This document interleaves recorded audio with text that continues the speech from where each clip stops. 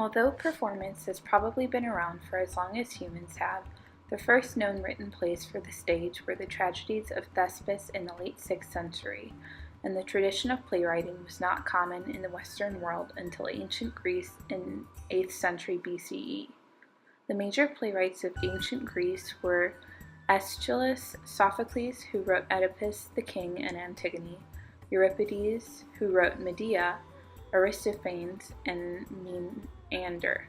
The types of theater included tragedy, comedy, and satyr, and Greek plays used the chorus as an integral part of action in their dramas, an aspect that is typically underappreciated today. Although it continued for quite a while, Greek theater was eventually adopted by the Romans in the late 8th century. The first plays in Rome were written by Livius Andronicus and produced in 240 BCE. These plays were very similar to Greek theater. Roman plays followed the same structure of Greek plays, but the Romans did not value the chorus as the Greeks did, and they eliminated it from their comedies. Today we know of only 3 Roman playwrights, Plautus and Terence, who wrote comedies, and Seneca, who wrote tragedies.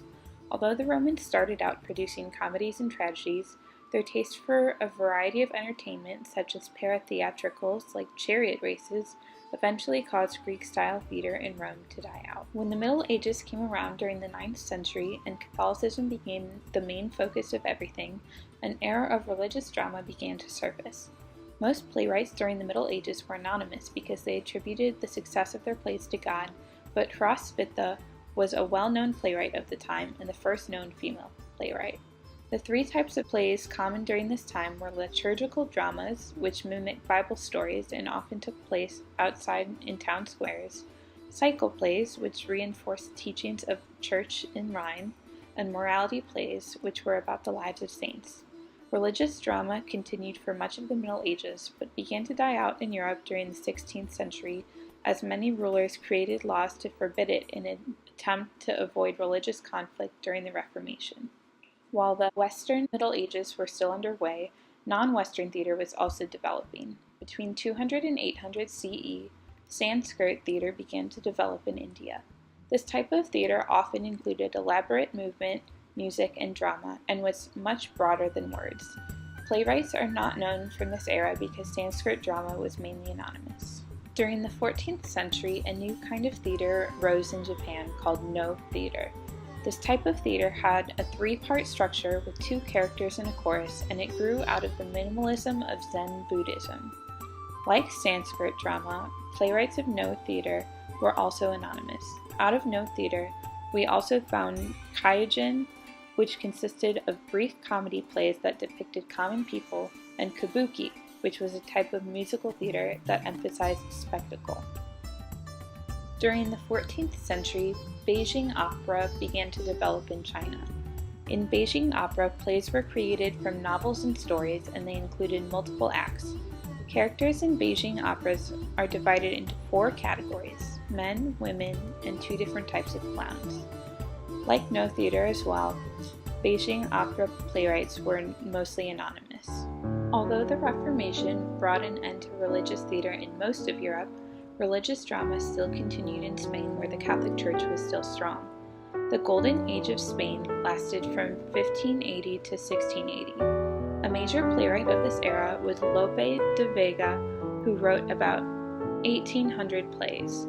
Playwrights during this time wrote in several different genres, such as autos sacramentales, which were religious plays, comedias, which were full-length secular dramas, and capa y espadas, which were cloak and sword plays.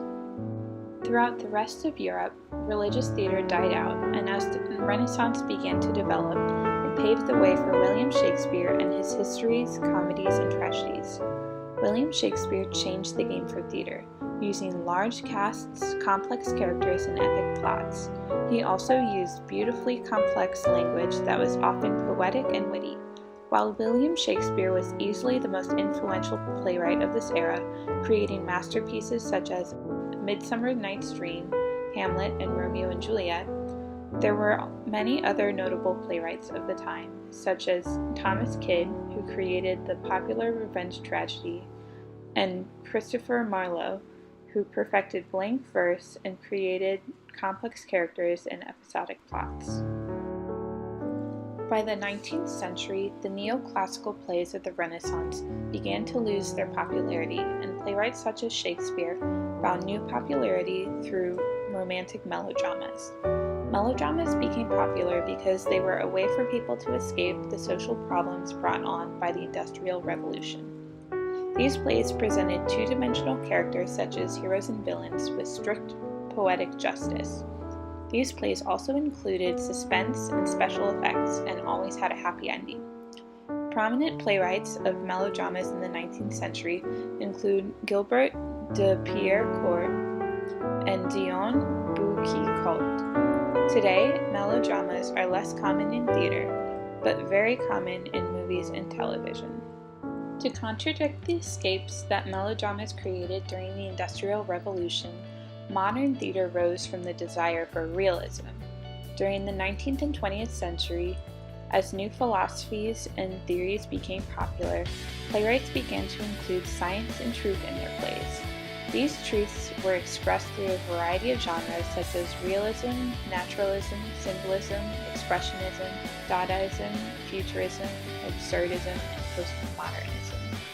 Today, we see many of these different genres as well as those from the past.